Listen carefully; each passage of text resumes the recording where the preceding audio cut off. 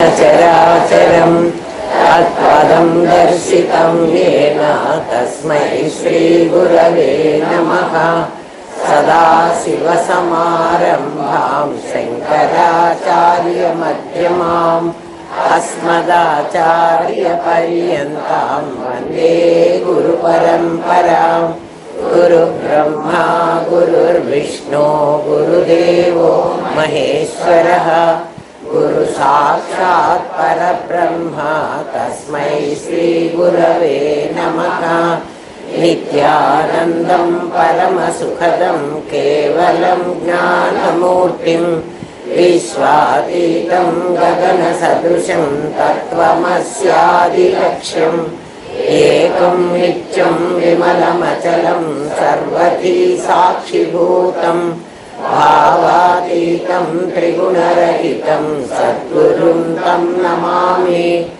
ఓం సకనా భవతు సహనౌ భునక్తు సహ వీర్యం కరవావహై తేజస్వినావధీతమస్తు మా విద్విషావహై.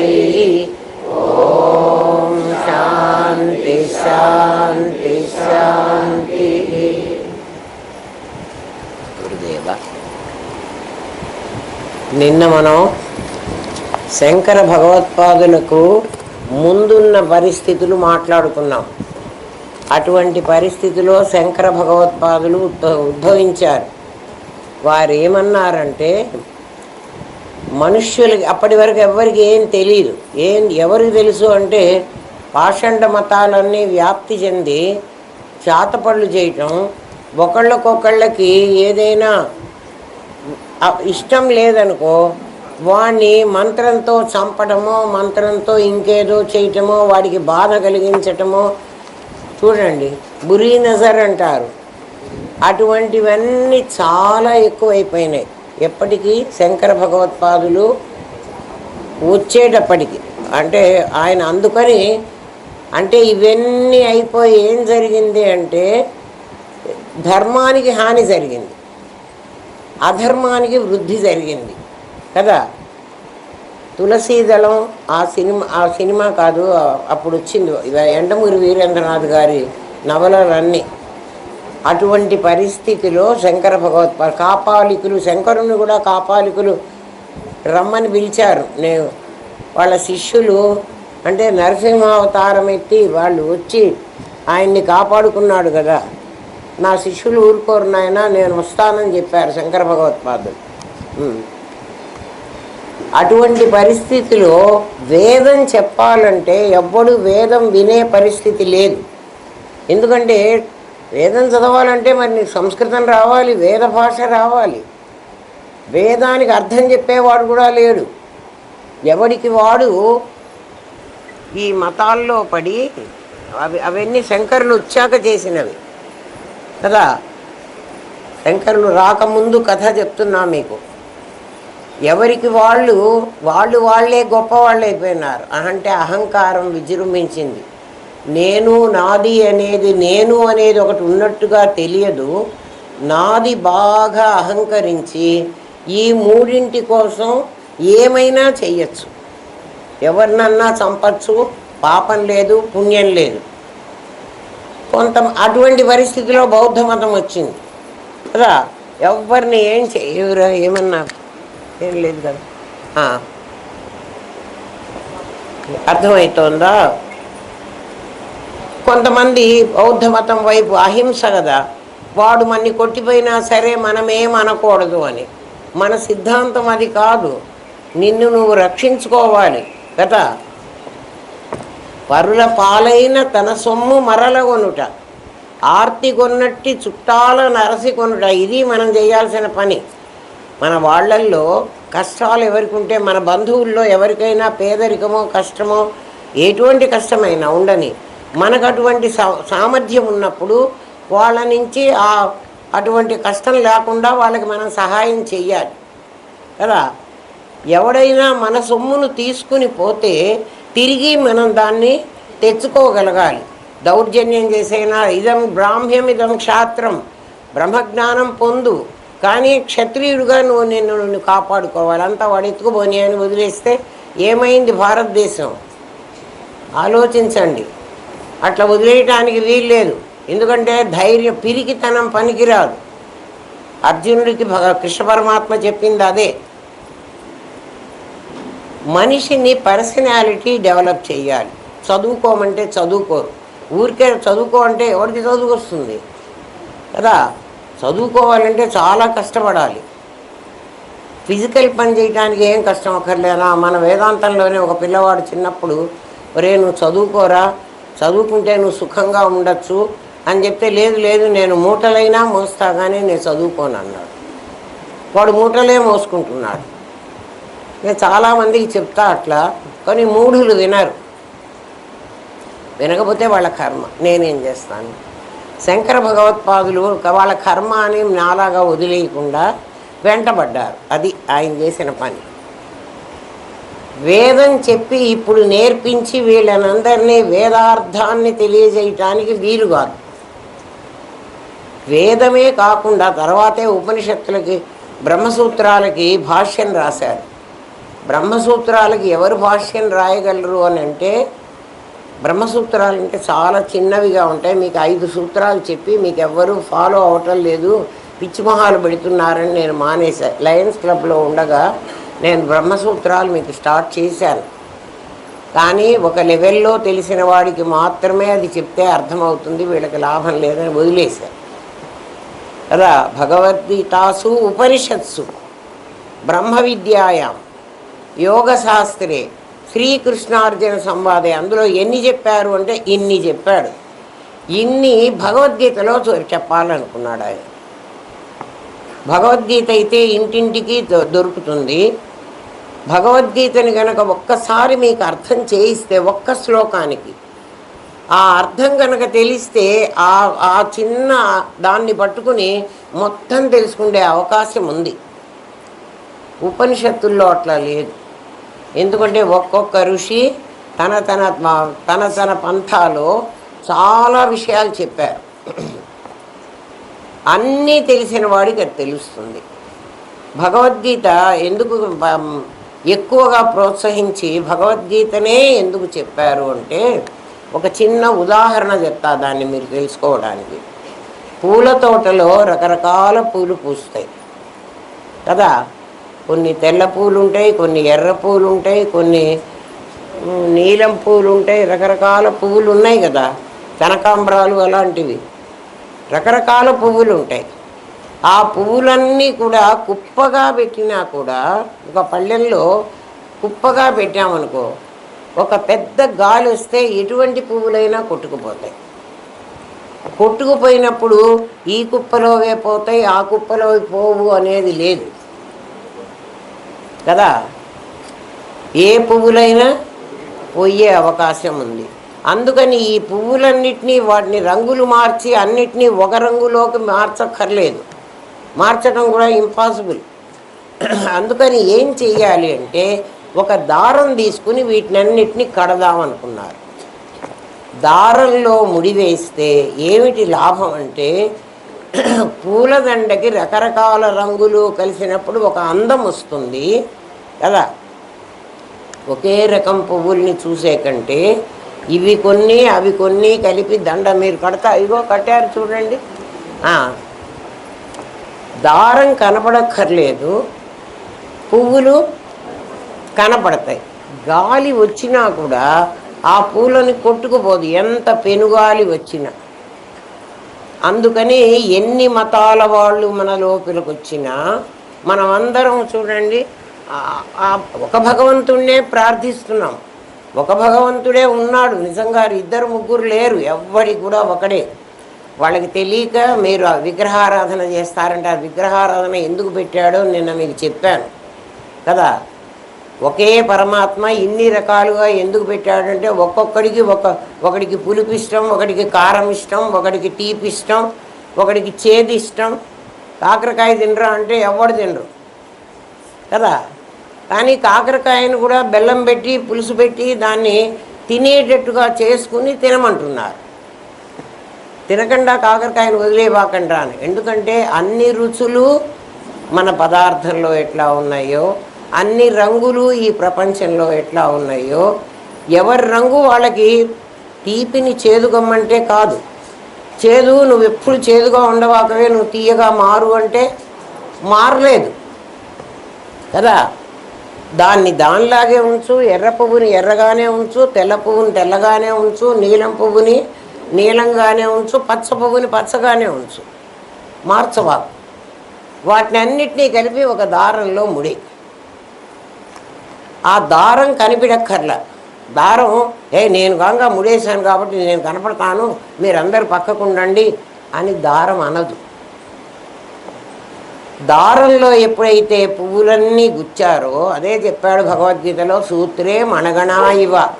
మణులన్నిటినీ ఒక దారంలో గుచ్చితే ఆ మణుల రంగు బాగుంటుంది, అవి కింద పడిపోవడం. ఏమిటి, ఒకటే అయితే పడిపోతుంది, ఒక దారంలో గుచ్చితే పడిపోదు. ఆ దారం ఏమిట్రా అంటే ధర్మం.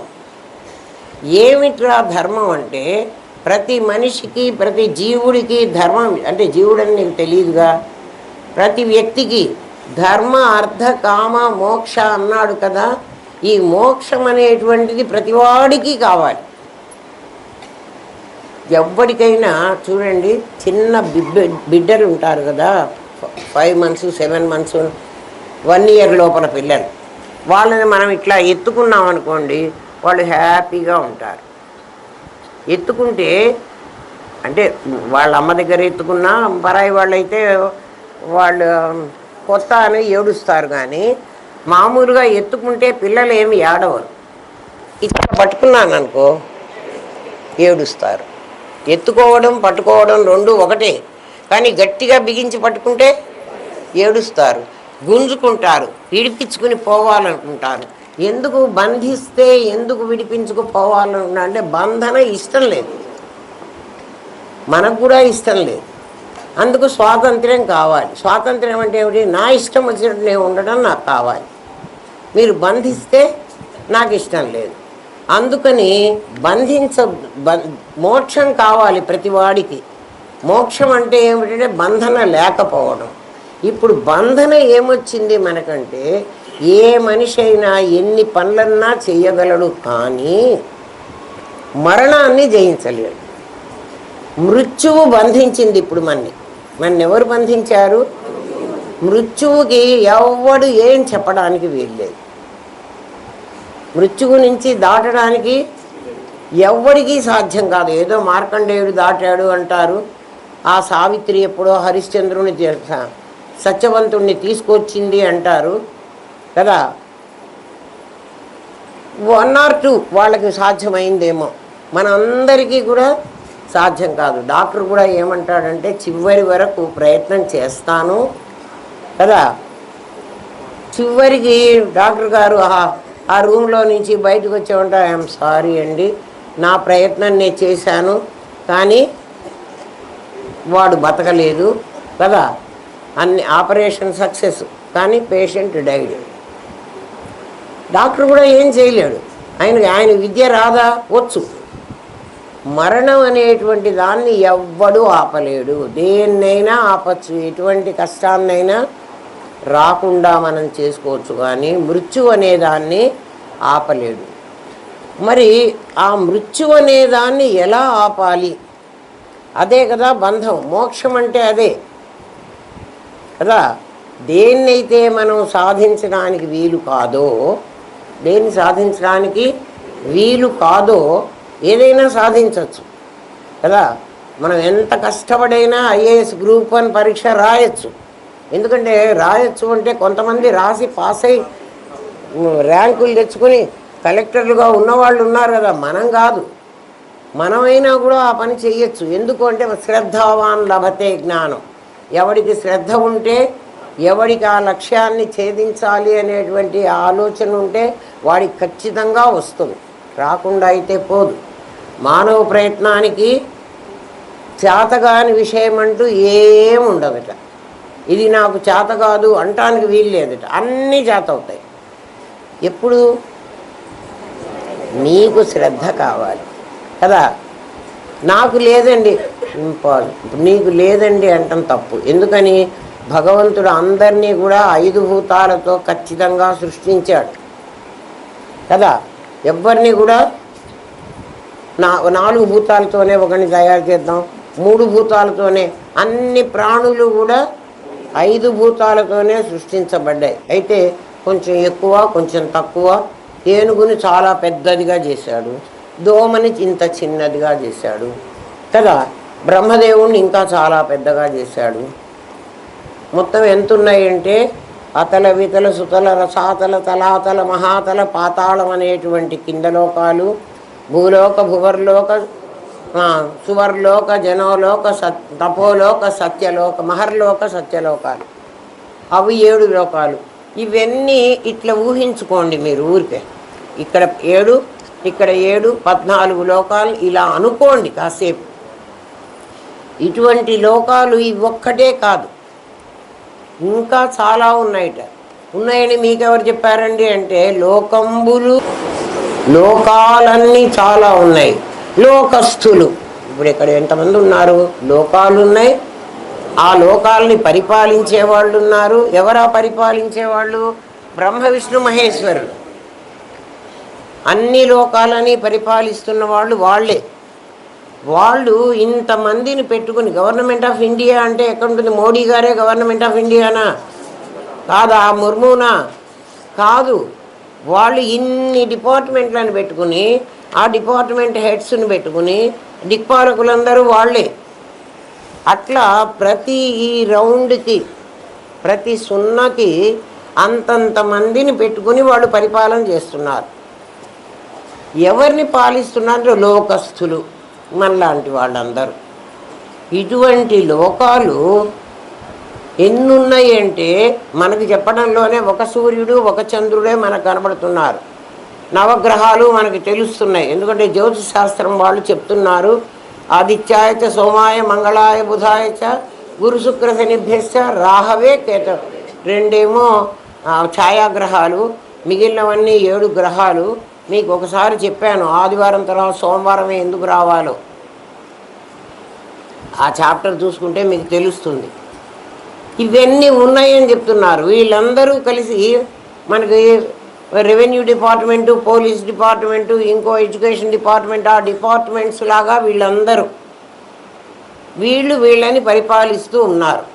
వీళ్ళని పుట్టించడం బ్రహ్మదేవుడు పుట్టించాడు, విష్ణుదేవుడు వాళ్ళని పోషించాడు. విష్ణువు లేడంటానికి వీల్లేదు. ఈ లోకాలన్నిటి, ఇటువంటి లోకాలు ఇంకా చాలా ఉన్నాయని మీకెవరు చెప్పారంటే, 12 ఆదిత్యులు ఉన్నారు. మీరు సూర్య నమస్కారాలు చేస్తారు, ఖగ పూష పర్సన్ ఉన్నారు చూడండి. సూర్య నమస్కారాలు చేసే వాళ్ళకి వాళ్ళ పేర్లు తెలుస్తాయి.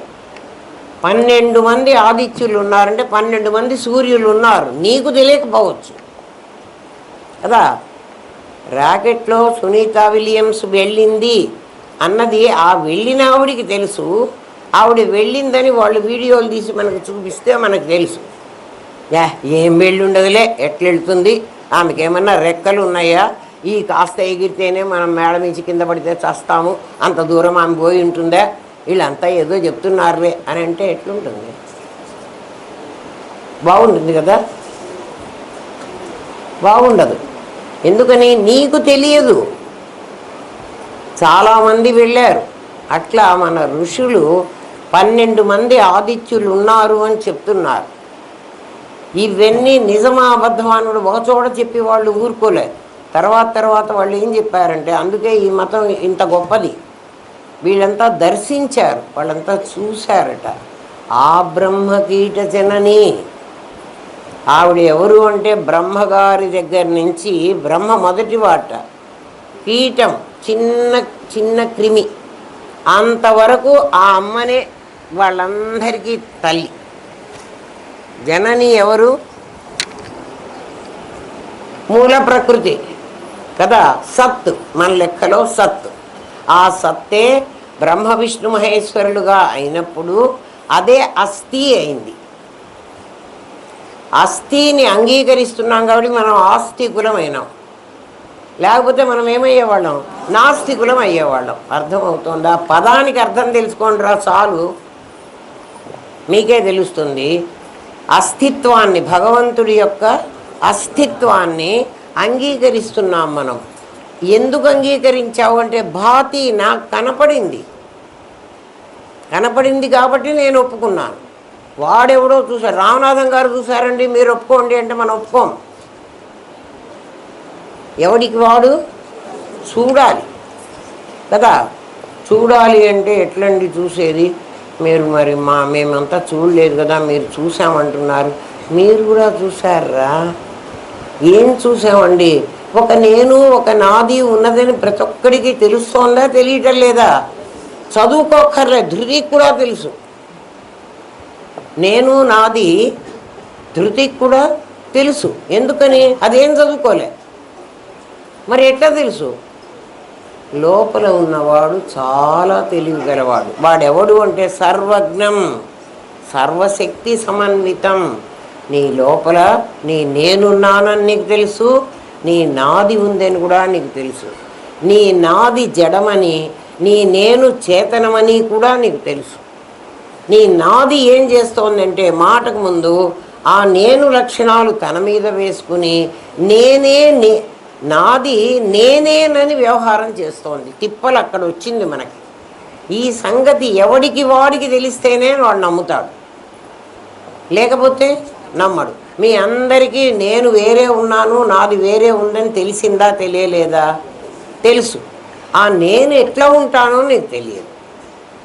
నేననేవాడు ఒకడు ఉన్నాడు కదా. ఇప్పుడు మోక్షం అంటే ఏమిటి అంటే ఈ నేను నాది అనేటువంటి దానిలో చిక్కుకుంది. ఇప్పుడు ఆ చిక్కుకున్న దాన్ని ఏం చేయమన్నాడంటే తమలపాకు ఈయన లాగినట్టు బయటకి లాగరా అన్నాడు. తమలపాకులో నుంచి ఈయన బయటికి లాగితే రెండు వేరువేరుగా వస్తాయి. ఇక్కడ నీ నేనులో నుంచి, నీ నాదిలో నుంచి నేను లాగాలంటే అట్లా రాదు. ఎందుకని? అది అందులో చిక్కుకుని పోయింది అంటే ఏకకాలంలో ఒకటే కనిపిస్తుంది, రెండోది కనిపించదు. చూడండి, మనకి ఎప్పుడైనా జ్వరం వచ్చిందనుకోండి, క్యాన్సర్ వచ్చిందనుకోండి, అంత పెద్ద మాట ఎందుకులేండి, మాకేదో చిన్నది ఏదో వచ్చిందని చెప్పండి కదా, అంత పెద్దది వద్దులే. ఈ శరీరం ఇలాగే ఉంటుంది. వచ్చింది అన్న సంగతి డాక్టర్ గారికి తెలుసు, కానీ నీకు తెలియదు. మనకు తెలుసా? మనకి తెలియదు. మరి డాక్టర్ గారు ఏం చేస్తున్నారు? దీన్ని ఏం కాకుండా కాపాడుతూ ఆ లోపల ఉన్న రోగాన్ని ప్రత్యేకంగా బయటికి లాగి దాన్ని చంపుతున్నారు. అంతేనా? బయటికి ఎట్లా లాగుతున్నారండి అంటే ఆయన ముందు చూడాలి, చూసి అది దేంతో వస్తుందో కనుక్కోవాలి, ఆ తర్వాత దాన్ని చంపే ప్రయత్నం చెయ్యాలి. డాక్టర్ గారు ఆయన అప్పుడు ఏం చెప్తారంటే అమ్మ 10 రోజులు ఈ మందు వేసుకోండి, తర్వాత తగ్గుతుంది అంటారు. మనం ఒక మాత్ర వేసుకుని డాక్టర్ గారు తగ్గలేదండి అని ఫోన్ చేసామనుకో, ఏమంటాడు ఆయన? అమ్మ దానికి ఇంత కోర్సు ఉంది కదా, యాంటీబయాటిక్ ఇచ్చినా కూడా నీకు ఇప్పుడు తగ్గుతుంది, కానీ దాని తాలూకు లోపల ఉంటుంది, అది కంప్లీట్గా నువ్వు ఆ కోర్సు తీసుకుంటే అది పోతుంది. ఇప్పుడు మన లోపల నేను నాది అన్నదాన్ని వేరు చేయడానికి అంత ఈజీగా వేరు కాదు. దానికి కూడా ఒక డాక్టర్ గారి దగ్గరికి వెళ్ళాలి మనం. ఆ డాక్టరే రామనాథం గారు, ఆ డాక్టరే శంకరాచార్య సదాశివ సమారంభం. అక్కడి నుంచి మొదలుపెట్టి ఉన్నదని మనకు తెలుసు. ఎందుకంటే లేకపోతే నేను డాక్టర్ దగ్గరికి వెళ్ళను. రోగం ఉందని నాకు తెలుసు, ఏం రోగమో తెలియదు, ఎలా పోవాలో తెలియదు, అంతే కదా. లేకపోతే మనం అందరం డాక్టర్ దగ్గరికి పోతామా? ఎప్పుడు పోతాం? బాగలేకపోతే పోతాం. బాగలేదు అని కనుక్కుంటున్న వాడెవరు? డాక్టర్ కాదు, నేనే కనుక్కుంటాను. ఇప్పుడు నాకు వచ్చిన రోగం ఏమిటంటే నేను వేరుగా ఉంది, నాది వేరుగా ఉంది, కర్మలన్నీ జరిగిపోతూ ఉన్నాయి. కానీ ఈ నాది ఉందే, జడమైన నాది చేతనమైన నేనును అది నేను అని మాట్లాడుతోంది. అందువల్ల ఏమవుతోంది, ఆ నేను ఒకసారి దీన్ని నువ్వు నేను ఎట్లంటావే, నువ్వు చూడు నిన్ను ఒక్కసారి లోపలికి లాక్కుంటాను అని లోపలికి లాగేసుకుంటోంది. అదే మరణం. ఎవరి లోపలికి లాగేసుకుంటోంది? మీకు బాగా అర్థం అవ్వాలంటే 5 భూతాలు ఒకసారి బయటికి వస్తే నాది వస్తుంది. 5 భూతాలు మళ్ళీ లోపలికి వెళ్ళిపోతే కదా నేనే ఉంటుంది. 5 భూతాలు వెలికి రావడం జననం, 5 భూతాలు మళ్ళీ లోపలికి వెళ్ళడం మరణం. ఈ మధ్యకాలంలో జీవితం అంటున్నామే, జననం, జీవితం, మరణం 3 ఉన్నాయి. నేను బోర్డు మీద రాయటంలో ఇంత ఇవి మీకు అర్థమవుతాయనే అనుకుంటున్నా. అర్థం కాకపోతే ఇంతకంటే ఎవ్వడు చెప్పలేడు. మీ కర్మ అనుకోండి, అర్థం చేసుకోవడానికి ప్రయత్నం చెయ్యండి. ఇదేదో గ్రీకు లాటిన్ అని వదిలేస్తే అర్థం కాదు. జాగ్రత్త. జననం, జీవనం, మరణం అనే 3 ఉన్నాయి దశలు. ప్రతి ఒక్కడికి ఉన్నాయి. ధనవంతుడికి ఉన్నాయి, పేదవాడికి ఉన్నాయి, తెలివి తక్కువ వాడికి ఉన్నాయి, వికలాంగుడికి ఉన్నాయి, అందరికీ తప్పదు.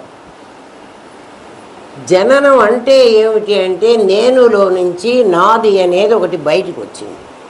నాది కేవలం 5 భూతాలతోనే రావాలి. నేనుకు 5 భూతాలు అక్కర్లేదు. 5 భూతాల పేర్లు ఏమిటి? పృథ్వీ, ఆపస్, తేజో, వాయుర్, ఆకాశం. మీకు పంచకోశ విచారణలో ఏ ఏ భాగాలు కలిస్తే ఏవి తయారైనాయో మీకు చెప్పేశాం. ఎప్పుడు? 10th క్లాస్లోనే. అది 10th క్లాస్ సిలబస్. దాన్ని MA క్లాస్లో పెట్టమంటే నేను పెట్టలేను. ఇప్పుడు నేను అది చెప్తే ఇంకా ఇది చెప్పడానికి వీలు కాదు. అర్థమైందా? దీన్ని ఈ 5 భూతాలని ప్రస్తుతం జీవనం అనే పేరుతో నాదిని ఇది తీసుకుని, ఏది 5 భూతాలతో కూడిన నాది నేను వెనక ఉంది. ఈ నాది ఎక్స్పోజ్ అయింది. మన బబుల్ ర్యాప్లో బయటికి వచ్చినట్లు గుర్తు చేసుకోండి ఉదాహరణతో. అది బయటికి రాగానే నేను పుట్టాను అంటున్నాం కదా. అది మళ్ళీ లోపలికి పోవాలి, వెంటనే పోలే. మనం అందరం ఇప్పుడు ఉన్నాం కదురా, మనం ఉన్నాం. ఇప్పుడు వచ్చింది ఎవరు అంటే ఆ నేనే ఎక్స్పోజ్ అయింది. ఎక్స్పోజ్ అవ్వడానికి కారణం 5 భూతాలు. జాగ్రత్తగా చూడండి కదా. అక్కర్లేదు, వాళ్ళకి తెలుస్తోంది. మీకు చూపెట్టా కదా ఇంతకుముందే. ఈ 5 భూతాలని హిమ్ అన్నారు. హిమ్ అంటే ప్రకృతి, ప్రకృతి అంటే 5 భూతాలు. దీనిని ఛేదిస్తే ఇప్పుడు మన పరిస్థితి ఏమిటంటే లోపల నేనుంది, నేనులో నుంచి 5 భూతాలు బయటకు వచ్చినాయి. అవి ఎట్లొచ్చినాయో మాకు అది కూడా చెప్తే మేము కొంచెం నమ్ముతామండి. ఊరికే వచ్చినాయి అంటే మేము నమ్మవాకండి. నేనులో నుంచి నాది ఎలా బయటకు వచ్చిందంటే, నీ తండ్రి గర్భంలో నుంచి శుక్ల శోణితాలు అనేవి 2 నిరాకారమైనవి కలిసి వస్తాయి. అవి 2 కలిసి ఉంటాయి. తండ్రి గర్భంలో నుంచి ఒకటి, తల్లి గర్భం, దీన్ని ఎగ్ అంటున్నారు, దాన్ని స్పర్మ్ అంటున్నారు. ఇవి 2 కలిసి ఉంటే ఇవి నిరాకారం, వాటికి ఆకారం లేదు. అందులో నుంచే దాన్ని మీరు ఒక గింజతో పోల్చుకోండి. గింజ అంటే చిక్కుడు గింజ ఒకటే, వేరుశనగ పప్పు గింజో భూమిలో నాటాం. ఆ నాటిన గింజలో నుంచి దాని మొలక, దాని ఆకులు, దాని కాండము, దాని కొమ్మలు ఎక్కడి నుంచి వచ్చినాయి? దాని పువ్వులు, దాని కాయలు. అంటే ఇవన్నీ ఏమిటి? ఆ గింజ తాలూకు అనేకమైనటువంటి రూపాలు. అవి గింజలో నుంచే వచ్చాయో ఇంకెక్కడి నుంచైనా వచ్చాయి? గింజలో నుంచే వచ్చాయి. అట్లా నీ గింజలో నుంచి నీ నాది బయటకు వచ్చింది. అర్థమైందా? ఇప్పుడు ఈ వచ్చిన దాన్ని ఏమంటున్నాం అంటే ప్రకృతి అంటున్నాం కదా. ప్రకృతి సౌందర్యం చూడండి రా. ప్రకృతి సౌందర్యం అంటే మొక్కల్ని చూడమంటున్నాడు, గింజను చూడమంటల్లా. అర్థమవుతోందా? మీ మామూలు మాటల్లో మీకు గనక బ్రహ్మ విద్య తెలిస్తే కదా, దృష్టి జ్ఞానమయం కృత్వ, నీ దృష్టిని జ్ఞానమయం చేసుకుంటే ప్రతి చోట నీకు పరమాత్మ కనపడతాడు. నీకు చూసే తెలివి లేదు, చూసే ఓపిక లేదు, చూసే కాంక్ష లేదు, అందువల్ల నీకు కనపడటంలో. లేకపోతే కనపడతాడు. నీకు ఆ ఓపిక లేదు. ఎందుకంటే నీ ఓపికంతా డబ్బు సంపాదించడానికి, నీ పళ్ళెంపల్లెల్ని పోషించుకోవడానికి, వాళ్ళు తిడితే తిట్లు తినడానికి, రేపు చచ్చిపోవడానికి రెడీగా ఉన్నావు. నీ కర్మ అది. ప్రతి వ్యక్తి అంతే అమ్మా, అంతకంటే ఏం చేయటంలే. ఆనందధామానికి వచ్చిన వాళ్ళే కనీసం ఇది కాదురా నాయన ఇంకేదో ఉందిట దానికోసం కొంచెం అన్నా పాకులాడదామని చస్తున్నారు. అది చెయ్యొద్దురా అని మేము చెప్పడంలా. ఏ ప్రకృతి అయితే దాన్ని ఏమన్నాం, 5 భూతాలతో ఉన్నదాన్ని అన్నాం. 5 భూతాల కాంబినేషన్, విడివిడిగా అపంచీకృతం కాదు, పంచీకృతమైనటువంటి మహాభూతాలు కలుపుకున్నాయి అన్నీ. దాన్ని హిమ్ అన్నారు. ఆ ప్రకృతిని ఛేదించు అంటే పగలగొట్టు అని కాదు, దాని లోపలి నుంచి వెళ్ళు. ఇవి ఎక్కడి నుంచి వచ్చినాయి, దాని మూలం ఏది లేకపోతే ఇవి బయటకు వస్తాయి అని ఛేదించు అంటే దూ అంటే చీల్చు అని అర్థం. సంస్కృతంలో దూ అన్న పదానికి చీల్చు. దేన్ని చీల్చమంటారండి? హిమ్ముని చీల్చరా నీ దుంపదగా. అర్థమవుతోందా? అందుకని దాన్ని ఛేదిస్తే ఏమొస్తుంది నాకు? చూడండి, మీరు ఛేదించడం ఎట్లాగో చెప్తా. మీరు బజార్లో పొలాల దగ్గర గట్ల మీద నడిచిపోతున్నారు అనుకోండి, వెంటనే అక్కడ వరి చేను ఉంది, శనగ చేను ఉంది, వేరుశనగ చేను ఉంది. ఆ చేలల్లో మనం గట్ల వెంట నడిచిపోతున్నాం. చూడగానే ఇది వరి ఎట్లా చెప్తున్నావు? ఆ మొక్కను చూసి ఛేదించి లోపల ఉన్న గింజను నువ్వు గుర్తించావు కదా. గుర్తించావా లేదా? గుర్తించావు. తర్వాత ఇంకా ఏం చేసావు? ఇంకా కొంత దూరం వెళ్ళావు, వేరుశనగ కనిపించింది, శనగ కనిపించింది, వేరుశనగ కనిపించింది. వెంటనే నువ్వు అది కాయలే, ఇంకా కాయ కాస్తే కాయ చూసి చెప్పానండి అంటావు. మొక్క చూడగానే నువ్వు చెప్పేస్తున్నావు. ఎట్లా చెప్తున్నావు? దాన్ని ఛేదించగల శక్తి నీకుంది. నాకు ఎక్కడి నుంచి వస్తుందండి? నేను సిటీలో పెరిగానండి, నేను పల్లెకే పోలేదు, నాకు అది అసలు తెలియదు అని నువ్వు అన్నావంటే కదా, నీకు ఆ జ్ఞానం లేదు. సిటీలో ఉన్న నాకు, నేను విలేజ్కే వెళ్ళలేదండి, నాకు పొలం గట్టు మీద నడుస్తున్నా కూడా అది ఏం మొక్కో కూడా నాకు తెలియదు అంటే అది నీ అజ్ఞానం. వాడికి ఎవడికో తెలిసిందే అంటే అది వాడి జ్ఞానం. వాడికి తెలియడానికి నీకు తెలియకపోవడానికి కారణం ఏమిటి చెప్పండి? నువ్వు దాని గురించి ఆలోచించలే. నువ్వు ఆలోచిస్తే నీకు తెలిసేది. వాళ్ళకి తెలుసండి, మాకు తెలియదండి. వాళ్ళకి ఎట్లా తెలిసిందండి? వాళ్ళు ఆ పల్లెలో చూసి, ఒకళ్ళకి నలుగురు చూసి అది అర్థం చేసుకుని ఇంకోసారి ఆ మొక్క చూసినప్పుడు ఇది శనగ, ఇది కంది చేను, మనం పోతాం, కందికాయలు కాసిన తర్వాత కంది చేను కనుక్కుంటావా?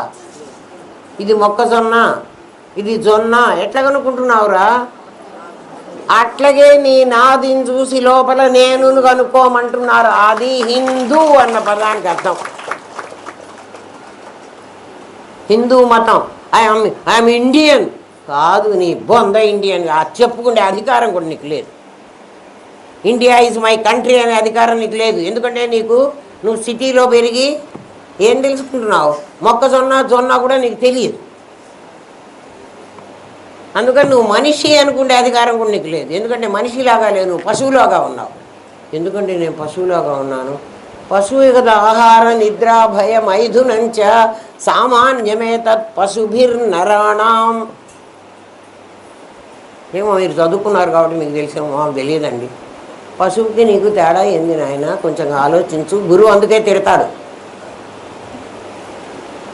హిందూ మతం అంటే ఏమిటో నీకు తెలియదు. మతం అంటే మార్గం.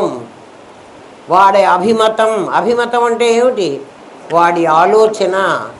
ఎవడి ఆలోచన అయితే ఈ ప్రకృతిని ఛేదించుకుని అదే చీల్చు అన్నాడు కఠోపనిషత్తులో. తమలపాకుని చీల్చు అన్నాడు. చీల్చు అంటే ప్రకృతిని చీల్చమంటే నిజంగా చీల్చడం కాదు, భావన కూడా కాదు. లోపలికి వెళ్ళు. ఎట్లా వెళ్ళమంటారు? అంతర్వ్యాప్తి. నీకు ఆ శక్తి ఉంది. నేనుకు ఏం శక్తి ఉంది? అంతర్వ్యాప్తి, బహిర్వ్యాప్తి, స్వరూప వ్యాప్తి. నీ స్వరూపం నేనేనని తెలుసుకునే శక్తి నీకు ఉందిరా. అది పోగొట్టుకుని చస్తున్నావురా. ఆ శక్తి ఎక్కడ పోగొట్టుకున్నావు? ఏం పోగొట్టుకోలే. అదంతా పెళ్ళాం పిల్లల కోసం ఉపయోగిస్తున్నావు. బుద్ధి లేదు నీకు. ఆలోచించరా?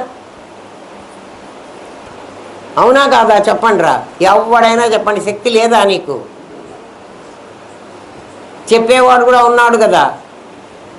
మనుష్యత్వం, ముముక్షుత్వం, మహాపురుష సంశయం. రామనాథం గారు దొరికి నీకు 40 ఏళ్ళు 50 ఏళ్ళు అవుతుంటే ఈరోజు వరకు నువ్వు ఎందుకు ప్రయత్నించవు? ఎంతమందికి తెలుసు హిందూ మతం అంటే? ఒరే నేను చెప్తారా రా నాయన రారా అంటే ఎవడు రాడు. ఎందుకంటే వాడికి అక్కర్లే. వాడు పశువుగా ఉండేవాడికి ఇదెందుకు? పైగా నువ్వు చెబితే నేను వినాను పో అంటాడు ఒకడు. మూర్ఖుడికి ఎవడు చెప్పేవాడు లేడు. వదిలి. నాలాంటి వాడికి కోపం వస్తుంది. ఏం చేయమంటారు? ఆలోచించండి. రంగనాయకులు ఉన్నాడు. కోపడితే అమ్మకి ఎందుకు కోపం వస్తుందో అనుకుంటాడు మాటకు ముందు. ఎందుకు కోపం వస్తుందంటే మనకు తెలియకపోతే తప్పు లేదు, కానీ ఇంత చెప్తుంటే కూడా ఇంకా ప్రయత్నం చేయకపోతే కోపం రాక ఏమొస్తుందిరా కదా. మా పిల్లలకి 1 సంవత్సరమే చూస్తాం మేము. మా స్టూడెంట్స్కి సంవత్సరమే కదా క్లాస్లో ఉండేది. ఈ సంవత్సరంలో వాళ్ళకి రాకపోతే ఫెయిల్ చేసి కింది క్లాస్ కన్నా పంపిస్తాం. ఇది వస్తే పై క్లాస్ కన్నా పంపిస్తాం. సేమ్ క్లాస్లో కూర్చోబెట్టాం. ఇప్పుడు మనం ఏం చేస్తున్నాము? ఇంకా కోపం రాక ఏం చేయమంటారా? ఈ పిల్లలు ప్రమోట్ అయ్యి పై క్లాస్కు పోతే ఇంకో పిల్లల్ని దగ్గరికి దిద్దురు. వీళ్ళే సరంటే బ్రహ్మ విద్య బ్రహ్మసూత్రాలు అని ఉన్నాయి. 555 సూత్రాలు. ఆ బ్రహ్మసూత్రాలకి మనకు అర్థమయ్యేటటువంటి భాష రాసేవాడిని భాష్యం అంటారు. దాన్ని భాష్యం. బ్రహ్మసూత్రాలకి భాష్యం. భాష్యం అన్న పదానికి అర్థం ఏమిటంటే ఆ సూత్రానికి అర్థం చెప్పేవాడు, తాత్పర్యం చెప్పేవాడు. తాత్పర్యం అంటే తత్పరత్వం, దాంట్లో ఉన్నటువంటి మీనింగ్ మన భాషలో మనకు అర్థమయ్యేటట్టు చెప్పేవాడు ఎవడైనా ఉన్నాడా అంటే బ్రహ్మసూత్రాలకి భాష్యం రాసేవాడు ఎవడు లేడయ్యా. బ్రహ్మగారి దగ్గరికి వెళ్ళాట ఒకసారి. అయ్యా మీ ఆవిడికి చెప్పి బ్రహ్మసూత్రాలకి భాష్యం రాసేటువంటి ఒక మహానుభావుణ్ణి మాకు దయచేయండి అని అడిగితే బ్రహ్మగారే 4 ముఖాలున్న బ్రహ్మగారు చతుర్ముఖుడు కదా. చతుర్ముఖుడు అంటే అర్థమేమిటి? మనకి ఒకవైపే మొహం చూడగలం, ఆయన 4 వైపులా చూడగలడు. నీ వెనకున్నది నువ్వు చూడగలవా? నీ నేను చూడగలడు. నీ నేను ఎప్పుడైతే అన్ని చోట్ల పరేంగితావగాహి, నీ లోపల ఏముందో కూడా వాడు కనుక్కోగలడు. వాడు బ్రహ్మ. గురువు ఎందుకు బ్రహ్మ అయినాడు? గురు బ్రహ్మ. అదే గురువు బ్రహ్మ ఎందుకైనాడు? ఆయనకి నీ లోపల కాదు, ఈ వీడి లోపల ఏముంది, వీడిక్కడున్నాడు, వాడెవడో నా వెనక కూర్చున్నాడు, వాడెవడో యూట్యూబ్లో ఇంకెక్కడో వింటున్నాడు కదా. వాళ్ళందరినీ దృష్టిలో పెట్టుకొని చూడగలిగి వాడికి కూడా అర్థమయ్యేటట్టు, వీడికి ఒక్కడికే అర్థమవడం కాదు, చెప్పగలవాడు బ్రహ్మ. బ్రహ్మదేవుడు అంటే వాడు. అందుకని గురు బ్రహ్మ అన్నారు. ఇంకా కాస్త చిన్న క్లాసులో దాని మీనింగ్ ఏం చెప్పాము? జ్ఞాన బీజాన్ని నాలో నాటినవాడు బ్రహ్మ అన్నాడు. బీజము లేదు, నాటేది లేదు. నీ లోపల ఉన్నదాన్ని వెలికి తీస్తమే. విత్ అనే ధాతువుకు అర్థం ఏమిటంటే బావిలో ఉన్నదాన్ని పైకి లాగరా అని. నీ నాది అనే భావాలు నీకున్నాయి, వాటిని పైకి లాగుతున్నాడు గురువు. అందుకని విష్ణువు అవుతున్నాడు కదా. ఊరికే డబ్బులు తీసుకునేవాడు గురువు కాదు. అవి తద్విద్ధి ప్రణిపాతైన పరిప్రశ్న వాడిని అట్లా కనుక్కోవాలి. ఊరికే మీరంటే మాకు చాలా గౌరవం అండి, మీకు నమస్కారం పెడతాం. మీ నమస్కారాలు వాడికి ఎందుకర్రా? అవసరమే లేదు. నీ నమస్కారాల కోసం గురువు పాఠం చెప్పడు, తెలిసిందా? వెళ్ళి బ్రహ్మగారిని అడిగారట, అయ్యా ఈ బ్రహ్మసూత్రాలకి భాష్యం చెప్పేవాడు ఎవడైనా ఉన్నాడా, అసలు ప్రపంచంలో పుడతాడా ఒకడైనా అని. నాయన నాకైతే చేత కాదు, ఫణిపతికి భాషాపతికి ఫణిపతికి భాషాపతికి, ఫణిపతి అంటే ఆదిశేషుడు, ఆదిశేషువుకు 1000 నాలుకలు ఉంటాయి. ఆదిశేషువుకు 1000 తలలు కదా, భూమిని మోస్తున్నాడంటారు. ఏమండి ఇదంతా నిజమా అబద్ధమా అడిగితే చెప్పాను కదా, గవర్నమెంట్ ఆఫ్ ఇండియా మోడీ ఒక్కడే కాదు, ముర్ము ఒక్కడే కాదు, ద్రౌపది ముర్ము వాళ్ళు ఎక్కడున్నారు అంటే ఢిల్లీలో ఉంటారా? ఒక్కసారి సిగ్నల్ లైట్ని క్రాస్ చేసి నా కారు పోని గవర్నమెంట్ ఆఫ్ ఇండియా నన్ను పట్టుకోవడానికి వస్తుందా రాదా? ఎక్కడుంది? ఆ రోడ్డు మీద ఉందా? అట్లా భగవంతుడు వేరు ఉంటాడు. అర్థమైందా? ప్రతి చోట పరమాత్మ ఉంటాడు. ఫణిపతికి భాషాపతికి కూడా సాధ్యం కాలేదుట బ్రహ్మసూత్రాలకి భాష్యం రాయటం. అంటే ఆదిశేషువుకి వీలు కాలేదు. భాషాపతి అంటే బ్రహ్మదేవుడు, భాషాపతి అంటే అమ్మవారు సరస్వతీదేవి భర్త. ఎందుకంటే అన్ని శబ్దాలు ఆయమ్మకే తెలుసు, అన్నీ ఆవిడికే. వాళ్ళకి సాధ్యం కాలేదు నాయన, అలాంటి వాడు ఎవరు ఇంకా పుట్టలేదు. మరి ఎట్లాగయ్యా బ్రహ్మసూత్రాలకి భాష్యం తెలియకపోతే ఈ జనం అందరూ ఎట్లా బాగుపడాలి? ఉపనిషత్తుల్లో ఒక్కొక్క ఋషి ఒక్కొక్క అభిప్రాయం చెప్పాడు, అన్నీ కలిసి చెప్పింది బ్రహ్మసూత్రాలు కదా. ఎలా చేయాలి అంటే శంకరుడి దగ్గరికి వెళ్ళమన్నారట. అయ్యా శంకరాచార్యులు కాదు, శంకరుడు అంటే కైలాసంలో శివుడు, ఆయన ఒక్కడే చెయ్యగలడు అని ఆయన్ని వెళ్ళి అడిగారట. ఈ ఋషులందరూ బ్రహ్మసూత్రాలకి భాష్యం రాసేవాడు ఎవరు దొరకలేదండి, ఇప్పటి వరకు పుట్టలేదు, దొరకలేదు అంటే పుట్టలే. అడిగితే శంకరుడు అన్నట్ట, నేనే వస్తాను. మరి మీరు వచ్చారని మేము ఎలా తెలుసుకోవాలి? అవతారం అంటే ఏమిటి? దిగి రావడం. ఎక్కడి నుంచి దిగి రావాలి? దిగి రావడం అంటే పైనుంచి దిగి రావాలి కాదు, నేనులో నుంచి నాది రావాలి, నేనులో నుంచి నాది రావాలి. దాన్నే మనం జననము అనుకున్నాం. అర్థమవుతోందా? నేనులో నుంచి నాది రావాలి. శంకర భగవత్పాదులు నేనులో నుంచి, శంకర భగవత్పాదులే ఎందుకు చెప్పారంటే నేనులో నుంచి నాది బయటకి రావాలంటే ఇది మరణించాలి, ఒక నాది మరణించాలి, మళ్ళీ కదా నేనులో నుంచి నాది బయటికి రావాలి. అంటే ఒకడు చచ్చి ఇంకొకడు పుట్టాలి. అప్పుడు శంకరాచార్యులు అనే పేరుతో ఒకడు పుట్టాడు. ఎవడో చచ్చిపోయినాడో మనకి తెలియదు కదా.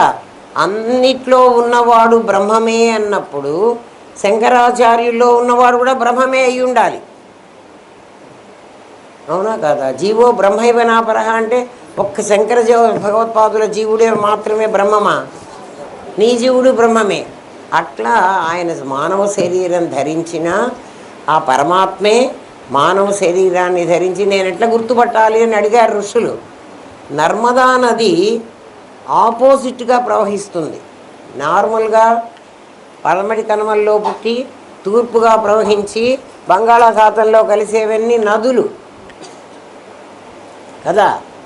అన్నీ పైన హిమాలయాల్లో, ఇంకా పైన మానస సరోవరంలో పుట్టి గంగా సింధు పుడతాయి. ఇట్లా గంగా సింధు, గంగా యమున కాదే బ్రహ్మపుత్ర. మర్చిపోతున్నారా ఒరే, ఇంకా టీచర్గా నాకు రిటైర్మెంట్ ఇవ్వాల్సిందేరా, ఇంకా పనికిరా, మర్చిపోతున్నా, జ్ఞాపక శక్తి పోతున్నది. మానస సరోవరంలో పుట్టి ప్రవహించి ఇక్కడ అరేబియా సముద్రంలో కలుస్తుంది సింధు. అదే గంగా నది మానస సరోవరంలోనే పుట్టి ఈ రకంగా ప్రవహించి కలకత్తా దగ్గర కలుస్తోంది. బ్రహ్మపుత్ర బర్మా నుంచి వచ్చి మళ్ళీ కలకత్తా దగ్గర ఇక్కడ కలుస్తుంది కదా. ఇవన్నీ నార్మల్గా పైన ఎత్తులో నుంచి పల్లానికి ప్రవహిస్తాయి. ఇక్కడ కూడా పడమటి కనుమల్లో నుంచి తూర్పు కనుమల్లో ఇటువైపు ప్రవహించి బంగాళాఖాతంలో కలుస్తాయి నదులన్నీ కూడా. కానీ నర్మద మాత్రం ఇక్కడ పుట్టి పైకెక్కుతుంది. అది దాని గొప్పతనం.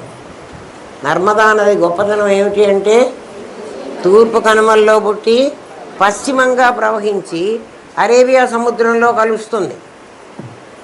టోపోగ్రఫీ చూసుకుని అట్లాస్ చూసుకోండి ఇంట్లో. మన సబ్జెక్ట్ కాదు, ఇవన్నీ మనవే. అరే అది నా సబ్జెక్ట్ కాదండి, నేను సోషల్ స్టడీస్ అండి, నాకెందుకండి ఇదంతా. నీకు ఎందుకు కాదు, నేర్చుకో కదా. నువ్వు సర్వజ్ఞుడి కావాలంటే అన్నీ నేర్చుకో. ఆ నర్మదా నది ప్రవాహాన్ని ఒక్క కమండలంలో ఎవడు పట్టగలడో వాడు నీకు బ్రహ్మసూత్రాలకు భాష్యం రాస్తాడని చెప్పాడు. నది ముంచుకొస్తోంది, మీరు ఆదిశంకరాచార్య చూసుంటారు. ఆయన కమండలంలో పట్టాడు. నిజంగా కమండలంలో పట్టాడా పట్టలేదా అంటే 555 సూత్రాల బ్రహ్మసూత్రాలని అవన్నీ కూడా సింప్లిఫై చేసి భాష్యం అనే పేరుతో మనకర్థమయ్యేటట్టుగా మహానుభావుడు రాశాడు. అది కమండలంలో పట్టడం కాదా? అర్థమైందా?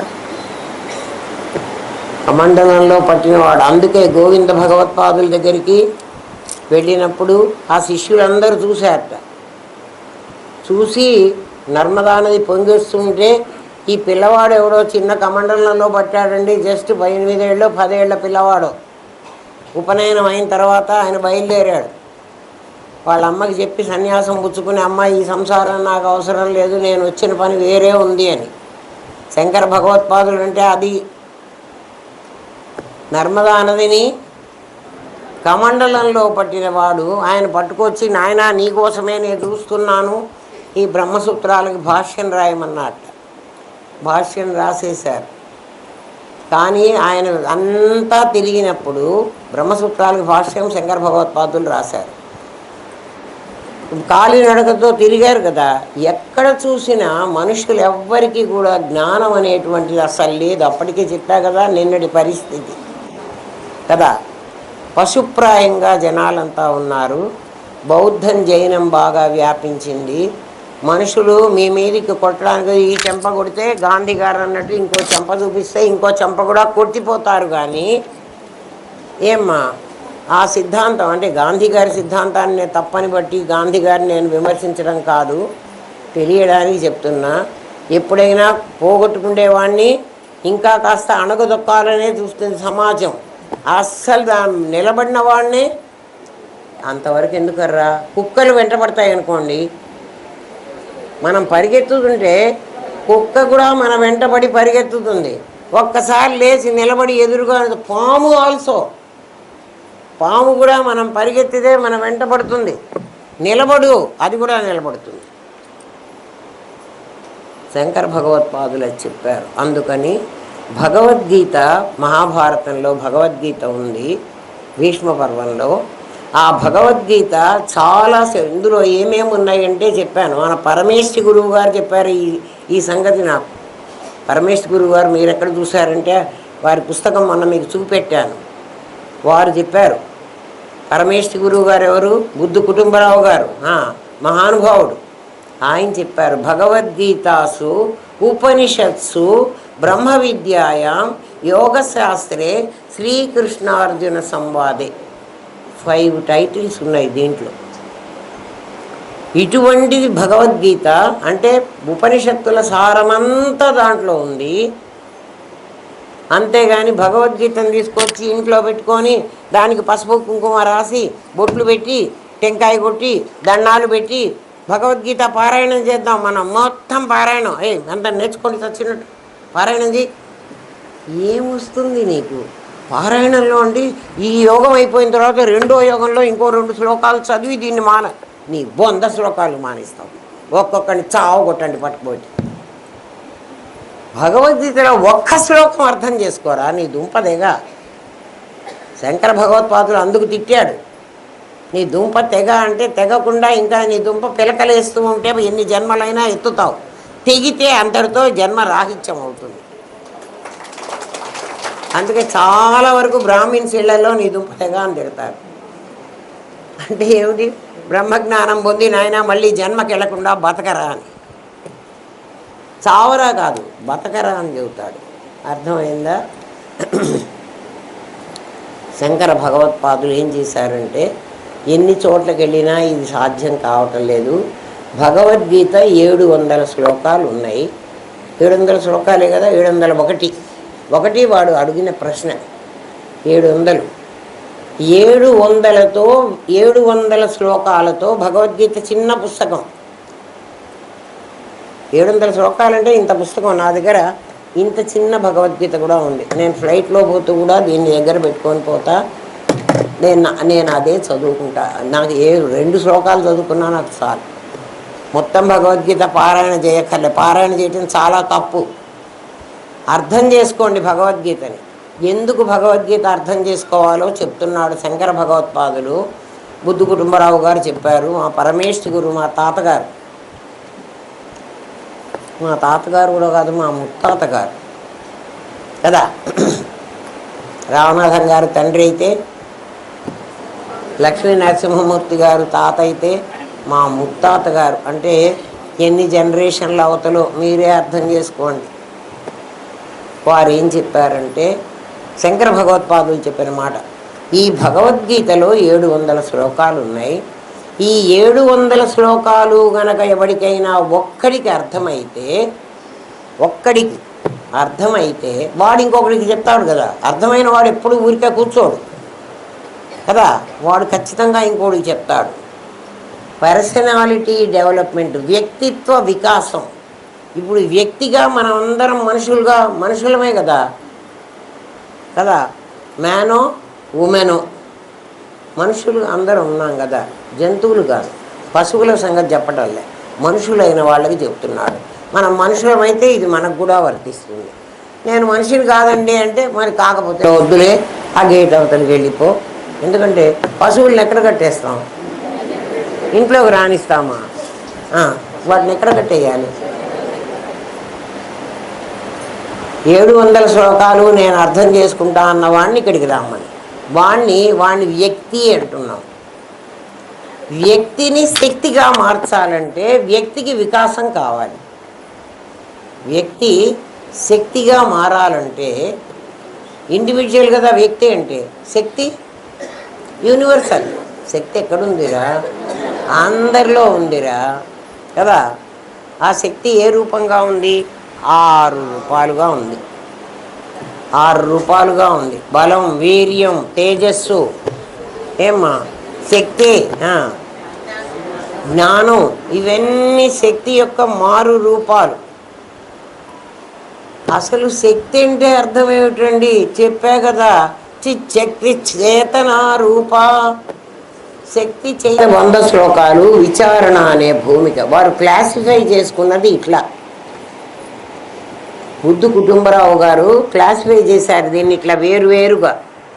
700 శ్లోకాలని 7 భూమికలుగా తయారు చేశారు. శుభేచ్ఛ, విచారణ, తనుమానసి, సత్వాపత్తి, అసంసక్తి, పదార్థ భావన, తురీయగా. కాబట్టి మొదటి 100 శ్లోకాలు శుభేచ్ఛ, నీకు శుభేచ్ఛ కలగాలి. 700 శ్లోకాలు 7 జ్ఞాన భూమికలు. మేము అన్నీ వచ్చేసినాయండి అని మొదటి శ్లోకం అప్పుడే నువ్వు అనుకుంటే నీకు రావు. సిలబస్ నీ ముందర పెడుతున్నారు. మొదటి 100 శ్లోకాలు శుభేచ్ఛ వారు రాశారు. అందులో మీకు చూపిస్తాను, ఎక్కడెక్కడి వరకు వస్తాయో మీకు చెప్తాను, వినండి. కావాలంటే బోర్డు మీద రాయమంటే రాస్తాను. మొత్తం పరమాత్మ తత్వం తెలియాలంటే బ్రహ్మ విష్ణు స్థానం ముందు దీనికి తెలియాలి. పరమాత్మ సచ్చిదానంద స్వరూపం అని, సర్వజ్ఞం సర్వశక్తి సమన్వితం అని తెలియదు. ఎందుకంటే మీకు కూడా తెలియలేదు కదా. మరి ఇన్నేళ్ల బట్టి చెబుతుంటే వీళ్ళైతే అంటే నిర్గుణమైన పరమాత్మను తెలుసుకోవాలంటే ముందు సగుణమైన వాడు తెలియాలి, లేకపోతే తెలియదు. సగుణమైన వాళ్ళు తెలియాలంటే సగుణమైంది నీ నాది. నీకు అర్థం అవుతుందా? ఆకారం ఉన్నది ఎవరికిరా? నాదికి. నేనుకు ఆకారం లేదు కదా. నాదిని ముందు తెలియాలి. అక్కడ కూడా బ్రహ్మ విష్ణు మహేశ్వరులు తెలియాలి. బ్రహ్మ విష్ణు మహేశ్వరులు అక్కడ ఉండరు, ఇక్కడున్నారు. ఏ ఆలోచన అయినా నీకు వచ్చిందంటే అది బ్రహ్మగారు సృష్టించారు. దాన్ని ఇంప్లిమెంట్ చెయ్యాలి అని దాని జ్ఞానశక్తితో నువ్వు దాన్ని డెవలప్ చేసుకున్నావంటే అది విష్ణు స్థానం. ఆ పనిని కంప్లీట్ చేసావంటే అది శివస్థానం. నిన్ననే చెప్పుకున్నాం మనం. బ్రహ్మ విష్ణు మహేశ్వరులు ఒకసారి సృష్టించి అయిపోయి వెళ్ళిపోలేదు, నీ దగ్గరే ఉన్నారు, ఉంటారు. ఎప్పటి వరకు? నీ నేను నీ నాది ఉన్నంత వరకు ఉంటారు. ఎప్పుడు పోతారు? నీ నాది నీ నేనులో లయమైతేనే పోతారు. అర్థమైందా? ఇప్పుడు నీ నాదిని బ్రహ్మ విష్ణు మహేశ్వరులు వాళ్ళే కదా. నీకు నీకు నాదికి అంటే నీకు ఆలోచన ఫస్ట్ వచ్చింది ఎక్కడ? నాదిలోనే వచ్చింది కదా. నాదిలో ఎక్కడ వచ్చింది? మనస్సులో వచ్చింది. ఎవరి ఆలోచన వాళ్ళకి తెలుస్తుంది కదా. నీ ఆలోచన ఉదాహరణకు ఒక ఆలోచన చెప్తాను. లడ్డూ చేసుకోవాలి అనుకున్నావు నువ్వు కదా. ఆలోచన వచ్చింది, రేపు పండగ కదా, రేపు లడ్డూ చేసుకుందాము అని. ఈ ఆలోచన రాగానే ఇప్పుడు నువ్వు బ్రహ్మగారివి అయిపోయినావు. ఎందుకంటే అంతకుముందు నీకు ఈ ఆలోచన లేదు. అంతకుముందు నువ్వు నిర్గుణ పరబ్రహ్మగా ఉన్నావు. అర్థమవుతోంది కదా నాయన. ఇంతకంటే తేలికగా చెప్పడం నాకు రాదురా. ఆలోచన రాగానే ఆలోచన ఊరుకోలే, ఇచ్చ కాస్త జ్ఞానంలోకి వెళ్ళింది. జ్ఞానంలో విష్ణు స్వరూపం. శనగపిండి లడ్డూకి ఏం కావాలి? శనగపిండి కావాలి, చక్కెర కావాలి, నెయ్యి కావాలి. 3 వస్తువులు కావాలి, ఇంగ్రీడియంట్స్. ఈ 3 వస్తువులు మన ఇంట్లో ఉన్నాయా లేవా? ఇది కూడా జ్ఞానమే. ఇమీడియట్గా నీ మనస్సు ఎక్కడికి పోయింది? డబ్బాలోకి, ప్యాంట్రీలోకి వెళ్ళింది. డబ్బాలో శనగపిండి ఉందా? మొన్న ఎప్పుడో వాడినప్పుడు అయిపోయినట్లుంది, కాబట్టి శనగపిండి మళ్ళీ ఇంకా తెచ్చుకోవాలి. నెయ్యి మొన్ననే కరగబెట్టి డబ్బా నిండా పోసాను, కాబట్టి నెయ్యి డబ్బాలో ఉంది. ఉంది లేదు అని కూడా నీ జ్ఞానమే కనుక్కున్నోంది. తెలిసి తెలియదను గ్రహించు తెలివి ఒకటే. ఇచ్చా జ్ఞానం అయిపోయింది. ఇప్పుడు నేను ఇక్కడ కూర్చుంటే లడ్డూలు తయారవుతాయా? మనస్సులో కలిగినటువంటి ఇచ్చా జ్ఞానం అనేటువంటి 2 స్థితులని క్రియలో పెట్టాలి. నేను క్రియలో పెట్టాలంటే నేను లేవాలి కదా, లేచి ఆ వంటింటోకో ఏదో వెళ్ళాలి, దానికి కావాల్సిన పరికరాలన్నీ తీసుకోవాలి. ఆ తర్వాత నేను కష్టపడి లడ్డు ముద్దలు చేసి లడ్డూలు పళ్ళెల్లో పెట్టినప్పుడు లడ్డు తయారై వస్తుంది. అంతవరకు రాదు. అంటే ఆకారం ధరించాలంటే నా ఆలోచన ఆకారం ధరించాలని, అది ప్లాను, ఇది ఇంప్లిమెంటేషన్. అప్పుడే ఇవి తయారవుతాయి. ఇవి నీ నాదికి సంబంధించిన పనులు, నేనుకు సంబంధించిన పనులు కాదు. నేను ఎక్కడుంది? నా ఇచ్చ కంటే ముందుంది. అది నిరాకారం. ఎవడికి వాడు లోపలికి వెళ్ళండి. ఇది ధ్యానం. దాని గురించి నువ్వు ఆలోచించడమే నీకు ధ్యానం. ఆ లోపలికి వెళ్ళినప్పుడు నీకు ఇప్పుడు ఇచ్చా జ్ఞానం క్రియ వచ్చేసింది కదా. ఈ 3 వచ్చినాయి నీకు. అకార ఉకార మకారం. అకార ఉకార మకారాలు 3 ఏమవుతాయి? ఓం అవుతాయి. ఓం అనేటువంటిది అర్ధమాత్ర కూడా. ఓం ఓం ఓం ఓం కాదు, ఓం అర్ధమాత్ర అంటారు దాన్ని. అంటే ఈ 3 ఎవరంటే అకార ఉకార మకారాలు అనే 3 బ్రహ్మ విష్ణు మహేశ్వరుడు. అవునా? వాళ్ళని నీ దగ్గర 3 స్థితులు ఉన్నాయన్నాడు. జాగ్రత్త, స్వప్న, సుషుప్తి అనే 3 స్థితులు, నీ అవస్థలు. ఎవరికి? నీ నాదికి. నాదిని చీలుస్తున్నాం ఇప్పుడు. లోపలికి వెళ్ళాలంటే నాదిని చీల్చాలి. ఎట్లా చీల్చాలి అంటే లోపల ఉన్నటువంటి పరమాత్మ జ్ఞానంతో లోపల నుంచి చీలుస్తున్నావు, బయట నుంచి కాదు. ఎందుకంటే బయటి జ్ఞానం నీ చేతిలో లేదు, నీ లోపల జ్ఞానమే నీ చేతిలో ఉంది. అందుకే తమలపాకుకి ఈయన ఎక్కడుంటుంది? లోపల ఉంటుంది. అక్కడి నుంచి ఇక్కడి నుంచి తమలపాకుకి మరి కత్తిరించాము చూడండి, కత్తిరించినప్పుడు బయట నుంచి చేసినట్టు, ఈయన లాగినప్పుడు లోపల నుంచి. లోపల బయట అనడానికి మీకు అర్థం అది. గురుదేవులు ఎట్లా తెలియజేస్తారో చూడండి. మహానుభావుడే, ఆయన దొరకటం చాలా అదృష్టమే. మనం ఎంతో పుణ్యం చేసుకుంటే రామనాథం గారు దొరికారు. ఆయన ఫోటో కాదర్రా, ఇక్కడ కూర్చుని ఇది వింటుంటారు.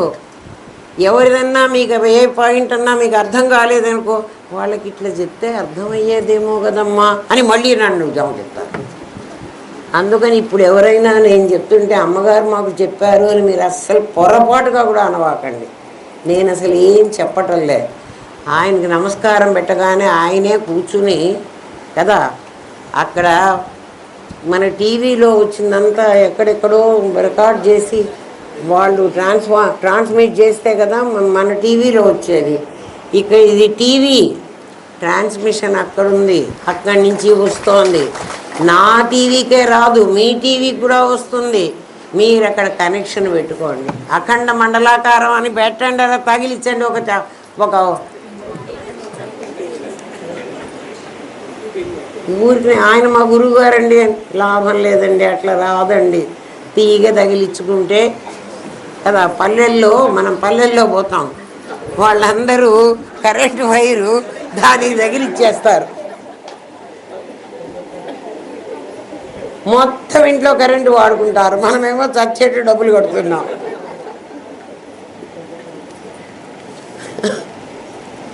అందరూ చూసి చూడనట్టు వెళ్ళిపోతారు, ఏం పర్వాలేదు. దిస్ ఈజ్ ఇండియా అంతే. ఎందుకంటే జ్ఞానం కలిగిన మనుషులు లేరు, పేరుకే ఇండియా, పేరుకే.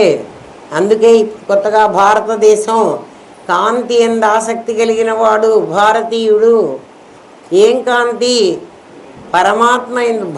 భా అంటే ప్రకాశం, ప్రకాశం ఎందు ఆసక్తి గలవాడు కావాలి. మనం భారతీయులం కావాలి. భారతీయులం ఎప్పుడవుతాం అంటే హిందువులం అయితే అవుతాం, లేకపోతే కాం. అందుకని నేర్చుకోండి రా అని చెబుతా. అబ్బే అంత కష్టం మేమెందుకు పడతామండి? ఊరికే పెళ్ళి అయితే పిల్లలు పుట్టేస్తున్నారు, ఏముంది, ఎందుకు కష్టపడాలి? ఏం కష్టపడక్కర్లే.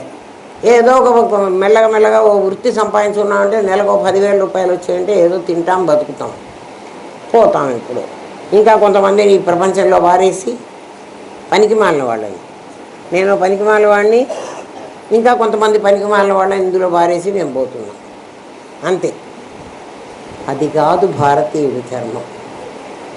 ప్రపంచానికే గురుపీఠం వహించవలసిన వాడు భారతీయుడు అని చెప్పాడు. మనం ఎన్నడో చెప్పాడు, మనం అవన్నీ లేవు. ఎందుకండి బతకలేక బడి పంతులు, మాకు అక్కర్లే. ఏంటండి సప్త జ్ఞాన భూమికల్లో పరమేష్ఠి గురువు గారి అభిప్రాయం ఇప్పుడు నేను చెప్తున్న మాట నాది కాదమ్మా. అంటే అది నేను తీసుకుని దాని మీదనే నేను పిహెచ్డి చేశాను. అది మీకు నా పిహెచ్డి బుక్ మీకు ఇచ్చాను ఎప్పుడో 10-12 ఏళ్ల కిందటనే. కానీ మీరు ఎవ్వరు చదవరు కదా, దాంట్లో అసలు అర్థం చేసుకోవాల్సిన అవసరం కూడా మనకు లేదు. ఎందుకండి మనకి దానివల్ల ఏమొస్తుంది కదా. మనకొద్దు, బీరువాలో లక్షణంగా ఉంది, పుస్తకం అయితే ఉంది. అందుకని ఇప్పుడు ఆత్మవారే శ్రోతవ్యో మంతవ్యో ద్రష్టవ్యో అని, శ్రోతవ్యో మంతవ్యో నిధిధ్యాస్తవ్య అన్నాడు. కాబట్టి ఇదంతా చెప్పాల్సి వస్తుంది. ఫైనల్కి వచ్చాం కదరా, ఫస్ట్ పార్ట్ అయిపోతుంది. ఇందులో కూడా ఇంకా చెప్పకపోతే ఎప్పుడు చెప్పమంటారు?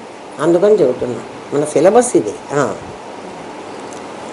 సప్త జ్ఞాన భూమికల్లో అకారము నుండి, అకారము అనే ఆ ఊ మా కదా 3 ఉన్నాయి కదా, అది రికార్డ్ పెట్టుకుని మీరు ఇంటి దగ్గర పుస్తకంలో కావాలంటే రాసుకోండి.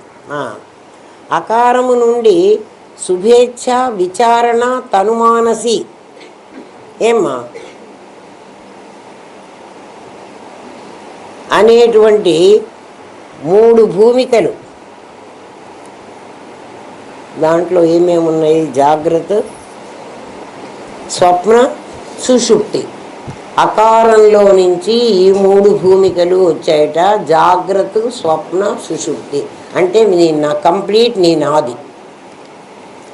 నాది తర్వాత తురీయం అనేటువంటిది ఇంకోటి ఉంది. 4 కదా మనకు, 4 సింహాలు. 4 సింహాల్లో 3 సింహాలే కనపడతాయి. 4వ సింహం కనపడదు. కనపడని 4వ సింహమేరా పోలీస్. వీడు పోలీస్. ఎందుకు వీడు పోలీస్ అంటున్నాడంటే ఈ 3 ఏమేమి దొంగ పనులు చేస్తున్నప్పటికీ లోపల తురీయం అనేవాడు పట్టుకుంటుంటాడు ప్రతి క్షణం. నాది చేసేటువంటి తప్పుడు పనులన్నీ నేను చెక్ చేస్తూ ఉంటాడు. వాడి పేరు అంతర్యామి. అంతర్ అంటే లోపల, యామి కంట్రోలర్. నీ లోపల కంట్రోల్ చేస్తూ ఉంటాడు.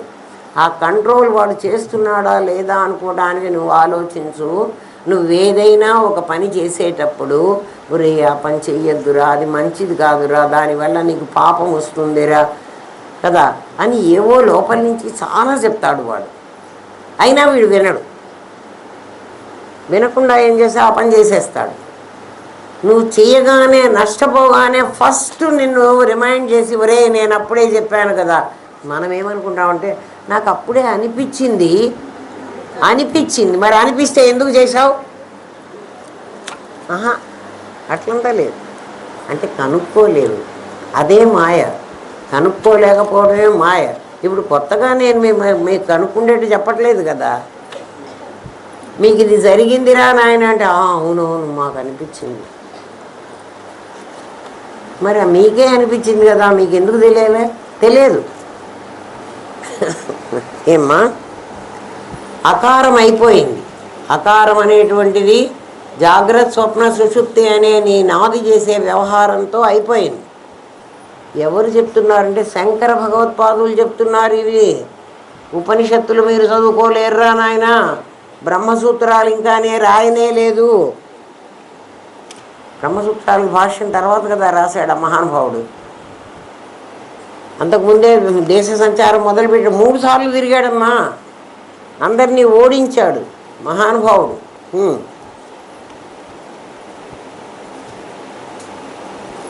తురీయం అనేటువంటి 4వ భూమిక. జాగ్రత్త, స్వప్న, సుషుప్తి అనే 3 ఉన్నాయి కదా. తురీయం అనే 4వది కనపడని సింహం. ఇది సత్వాపత్తి. సత్వాపత్తి అనేటువంటి 4వ భూమిక తురీయం. నీకు 4 అయిపోయినాయి. శుభేచ్ఛ, విచారణ, తనుమానసి, సత్వాపత్తి. సత్వాపత్తిలోనే నీకు సమాధి అనేది వస్తుంది. అది మన అదృష్టం కొద్దీ రామనాథం గారి దయ వల్ల మనకు ఆ శక్తిపాతం అనేది అందరికీ దొరకదు. అని ఇవ్వడం మొదలు పెడితే ఏం చేశారంటే ఈ మనుషులందరూ కలిసి అమ్మ మీ కాడ మేము 25 ఏళ్ల కింద తీసుకున్నాం. నా కాడ ఏదో తీసుకున్నారు వాళ్ళు. నా కాడ తీసుకుని అప్పటి నుంచి ఏం చేసామంటే దాన్ని గుంటలో పెట్టి గంట వాయించింది. నాకేం రాలే, నీకు ఎందుకు వస్తుంది? నా కాడ నువ్వు తీసుకోవడమే తప్పు. ఆ రోజుల్లో వీళ్ళందరూ అమ్మ మీరు శక్తి ఇస్తారా అంటే నేను పిచ్చిదాన్ని అంటే గురువుగారు నన్ను ఇవ్వమన్నారు కదా, ఇచ్చేద్దాం పర్సన్ కూర్చోబెట్టి. ఎవ్వరూ దాన్ని సాధించలే, దాన్ని ప్రయత్నించలే. రామనాథం గారు అంటే మాటలు అనుకున్నారా? ఉకారము సత్వాపత్తి అనేటువంటిది. అందులో నీకేం తెలుస్తుందంటే మాసర పుల్లారెడ్డి స్వీట్ చిన్న ముక్క తిని అది ఎలా ఉంటుందో తెలిస్తే దాన్ని ఇంటికి వచ్చి నువ్వు తయారు చేసుకో. లేకపోతే వాడి దగ్గరే 1 కిలో కొనుక్కో. ఇక్కడ కిలో కొనుక్కుంటే ఇచ్చేవాడు ఎవడు లేడు. చచ్చినట్టు వండుకోమంటాడు. వండుకుండే పద్ధతి చెబుతాను, వండుకోండి. లేదండి మేము అన్ని పనులు చేసుకుంటూ ఉంటాం, మాకేమే వద్దు, అది మీరే వండి మాకు పెట్టండి అంటే నాకేం పిచ్చి పట్టిందా మీకు వండి పెట్టడానికి కదా. ఏమ్మా, 3వది మకారం. మకారము ఆవు మా కదా. మకారంలో అసంశక్తి. అర్ధమాత్ర తురీయం నుండి అర్ధమాత్ర ఉంది కదా ఇంకా మనకి అనేది. అది పదార్థ భావన, అసంసక్తి పదార్థ భావన, తురీయగా. ఈ మూడు ఆ చిన్న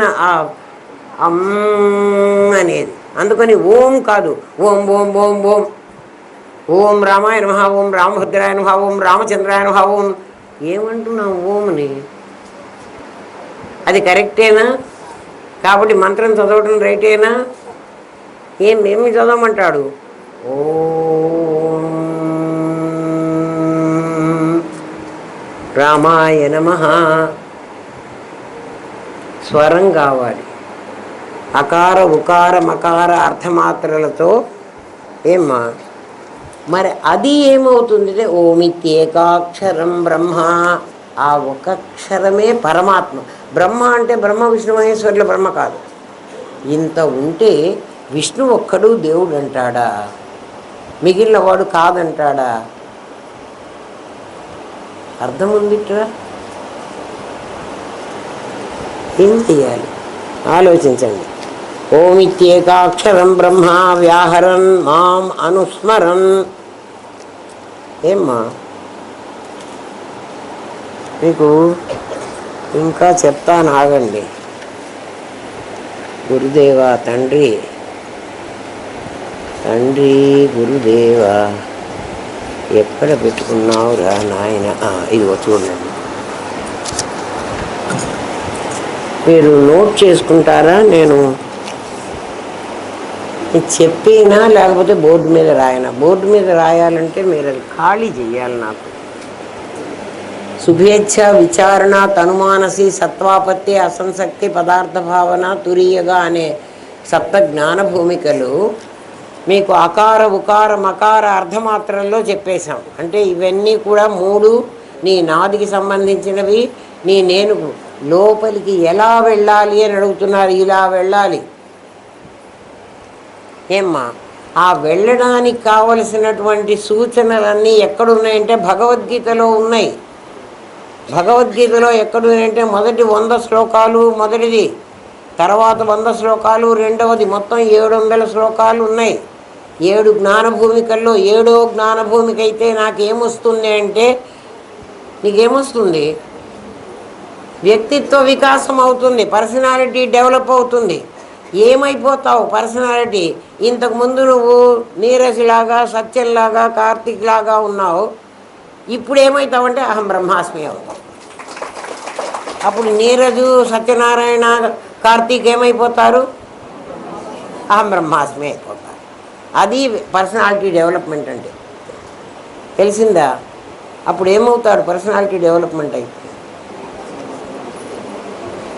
సర్వజ్ఞం శుద్ధం బుద్ధం ముక్తం సర్వజ్ఞం సర్వశక్తి సమన్వితం. అది పరమాత్మ లక్షణం. నువ్వు అట్లా కావాలి. ఏం చేస్తే? భగవద్గీత 700 శ్లోకాలు చదువుకుంటే, అర్థం చేసుకుంటే. మరి వద్దండి మేము పారాయణ చేస్తాం, ఏమీ రాదు, నీకు పైసా కూడా రాదు. భగవద్గీత పారాయణ కూడా కాదు. నేను ఇంట్లో పెట్టుకుంటానండి, నేను రోజు పూజ చేస్తాను, గీతా జయంతి చేస్తాను, ఒక టెంకాయ కూడా కొడతాను, వాళ్ళు ఎవరినో పిలిపించి నేను ఉపన్యాసాలు చెప్పిస్తాను. గీతా ప్రచారం లేదు, విచారం లేదు. వేస్ట్. నీ శక్తి అంతా వేస్ట్, నీ డబ్బులు కూడా వేస్ట్, నీ ఎఫర్ట్ అంతా వేస్ట్. అది ఈ మాటలు నేను అనలేదమ్మా. ఎవరంటున్నారు? మన పరమేశ్వరి గురువు గారు చెప్పారు. పరమేశ్వరి గురువు గారు చెప్పారంటే నేను కూడా చెప్తాను, ఎందుకంటే మా గురువు గారే కదా. అది ఒకసారి జరపమంటారా? 100 శ్లోకాలు శుభేచ్ఛ అనేటువంటి భూమికలో మొదటి భూమిక, మొదటి 100 శ్లోకాలు. ఒకటి కాదు, ఒకటి ఎవరిది? ధృతరాష్ట్రుడు ప్రశ్న కదా, ధర్మక్షేత్రే కురుక్షేత్రే. దాంట్లోనే వాడు ఏం చెప్పాడంటే మామకాహ పాండవశ్చైవ. మామకాహ మా వాళ్ళు, నేను మన వాళ్ళు అంటూ ఉంటారమ్మా, వీళ్ళంతా మనకోంటోళ్ళే అని నన్ను కూడా కలిపి పారేసి.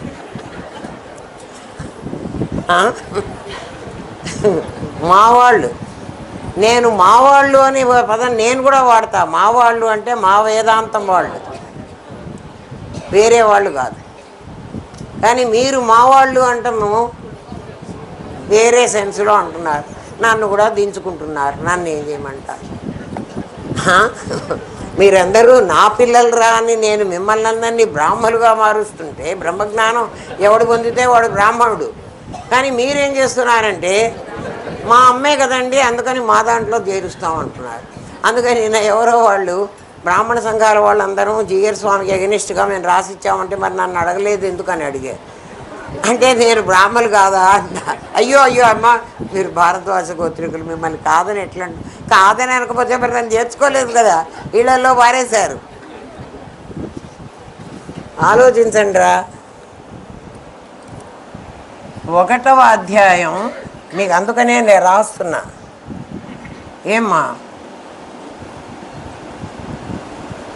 అన్నిటికీ అధ్యాయం అని రాయను. ఏమ్మా 2వ శ్లోకం నుంచి, 1 శ్లోకం కాదు 2వ శ్లోకం, 2వ శ్లోకం నుంచి 2వ అధ్యాయం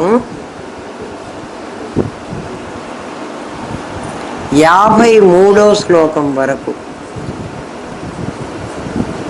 ఇవి 100 అవుతాయిట. మన పరమేశ్వరి గురువు గారి క్లాసిఫికేషన్ అది. ఏమ్మా ఇంతవరకు తెలిస్తే మీకు శుభేచ్ఛ కలిగినట్టు. ఆ 100 శ్లోకాస్లో ఒక్కొక్కటి అర్ధ శ్లోకం చదువుకుని దానికి అర్థం చదువుకుని ప్రయత్నం చెయ్యండి. మీకు తెలుస్తుంది అందులో ఏమేమి క్వశ్చన్స్ ఉంటాయో ఆ క్వశ్చన్లకి ఆన్సర్ ఎట్లా సంపాదించుకోవాలో మీకే తెలుస్తుంది. 2 విచారణ. ఇది కదా మన జ్ఞాన భూమికలు. ఇవన్నీ ఎందుకంటే పర్సనాలిటీ డెవలప్మెంట్. డెవలప్ అయ్యి ఏం కావాలి? వ్యక్తి శక్తిగా మారాలి. అది ఈ శతకాలు ఎందుకు అంటే అది కూడా రాసుకోండి. వ్యక్తి అంటే ఇండివిజువల్, శక్తిగా మారాలి.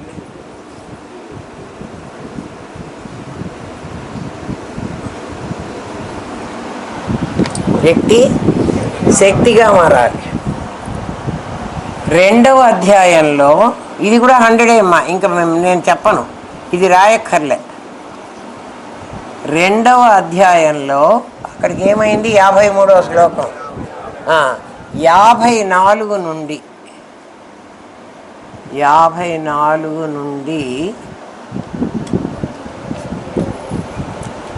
4వ అధ్యాయంలో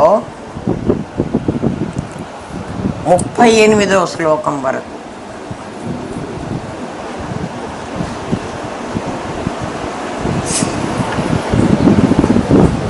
అంతవరకు 100. 3 అనుమానసి. ఇవన్నీ కూడా అకారమే. చాలామంది గురువులు ఓంకారం ఇచ్చేశారండి. సోహం హంస, హంస సోహం, సోహము తెలీదు, హంస తెలీదు, కదా. ఎట్లా తెలుస్తుంది? దాన్ని విచారణ వివరించాలి కదా. అందుకనే అందరికీ బ్రహ్మ విద్య వంట పట్టటల్లా. 4వ అధ్యాయం అన్ని 100 శ్లోకాలే. 4వ అధ్యాయం 39 ఏమ్మా 39వ శ్లోకం నుండి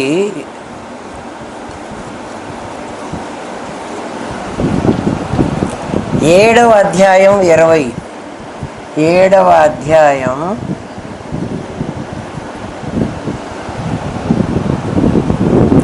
20వ శ్లోకం వరకు.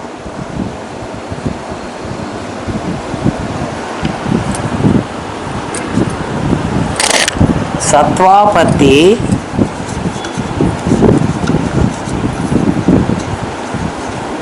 మన పిల్లలు నేను వస్తూ ఉంటే వరసన జ్ఞానభూమి కలిసి నన్ను తొక్కిచ్చి రమ్మంటారు. నేను అవన్నీ దాటా కాబట్టి నాకు భయం లేదు, తొక్కుకుంటూ వస్తా. కానీ మీరు కూడా తొక్కుతారు. ఎందుకు వేస్తున్నారో మీకు తెలియదు కదా. ఎన్ని భూమికలు దాటారో, అమ్మ అమ్మ నేను ఎక్కడున్నానో కొంచెం చెప్పండి అని నాకు దండాలు పెడతారు. ఇదే నాకు పని కదా. ఉద్ధరేదాత్మనాత్మానం ఆత్మానం అవసాదయే, నీకు నువ్వు ఉద్ధరించుకోరా నాయన అని చెప్తే ఎవడో అన్నట్టు రే ముక్కులో చీమిడి గారుతోందిరా అంటే చూసింది నువ్వు కదా, ఆ చేత్తోనే కాస్త తుడిచేయరాదా అన్నట్ట. నీ ముక్కులో చీమిడి ఉందిరా అని చెప్పి తుడుచుకో అని చెప్తే ఏం చేశాడు? చూసింది నువ్వు కదా, నాకైతే కనపడలేదు, ఆ చేత్తోనే తుడిచేయమన్నాడు. అట్లా ఉంది వ్యవహారం, మనం చేసుకునే వ్యవహారం. సత్వాపత్తి 7వ అధ్యాయం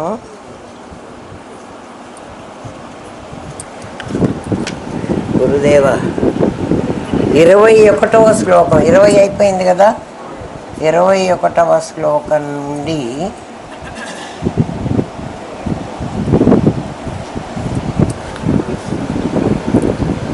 10వ అధ్యాయం 28 వరకు.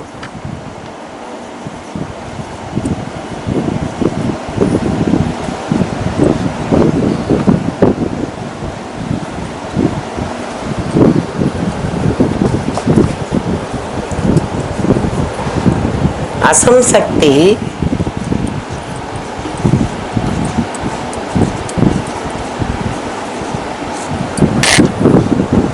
పది 29 నుండి మీరు అర్థం చేసుకోండిరా. 10:29 నుండి 13:11.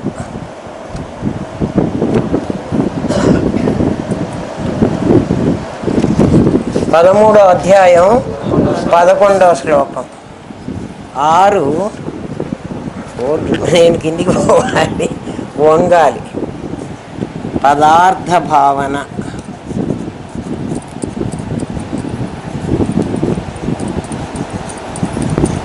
పదార్థ భావన 12వ శ్లోకం నుంచి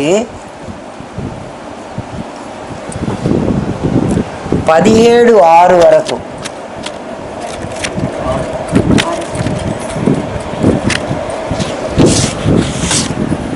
వచ్చేసింది, తురీయగా వచ్చేసింది. ఏమ్మా తురీయగా.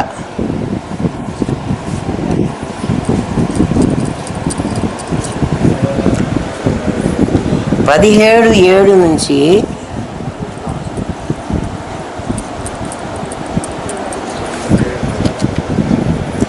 18:78.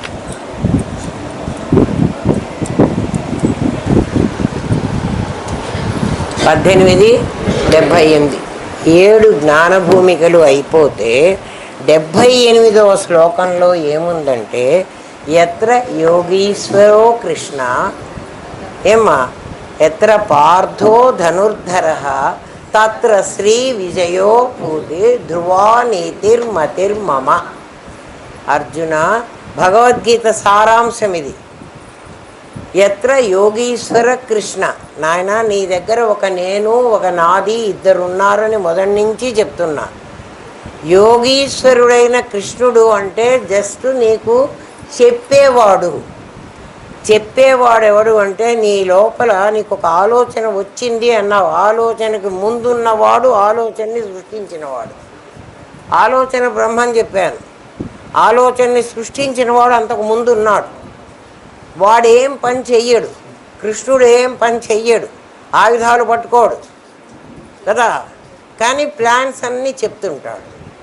నీ లోపల ఉన్న నేనుగాడు ఆ పని చేస్తాడు. వాడు యోగీశ్వరుడైన కృష్ణుడు. యోగీశ్వరుడు అంటే నివాత నిశ్చల దీపంలాగా కదలకుండా ఉన్నవాడు. గాలి లేని చోట దీపం ఎలా కదలకుండా ఉంటుందో అలా వాడు చలించడు. చలించేవాడు వీడు. ఎవడు? నాదిగాడు కదా. ఆ యోగీశ్వరుడైన కృష్ణుడు నీ దగ్గర ఉన్నాడు అంటే ఎవడు? వాడు నీ నేను. వాడు చలించడు. వాడు కష్టాలు వచ్చినా సుఖాలు వచ్చినా ఎక్స్పీరియన్స్ చేస్తున్నాడు, కానీ వాడు ఏడవటంలే. ఏడుస్తున్నవాడు వీడు. ఎక్కడైతే పార్థుడు ఉంటాడో అక్కడ విజయం ఉంటుంది అన్నాడు. పార్థుడు ఎవడు అంటే వాడు ఏం చెప్తే అది విని చేసేవాడు, వీడేం చెప్తే విని చేసేవాడు కాదు.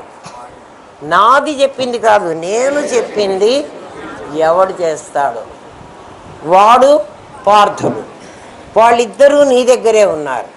నీ దగ్గర నేను నాది అనుకున్న వాడిని నేను నువ్వు కృష్ణుడు అనుకుని నాదిని అర్జునుడు అనుకుంటే ఇమీడియట్గా వాడు చెప్పిన పని రేపు చేద్దాంలే, తర్వాత చేద్దాంలే, ఇంకోసారి చూడొచ్చులే అని అనకుండా ఇమీడియట్గా చేస్తే నీకు విజయం తప్పకుండా వస్తుంది.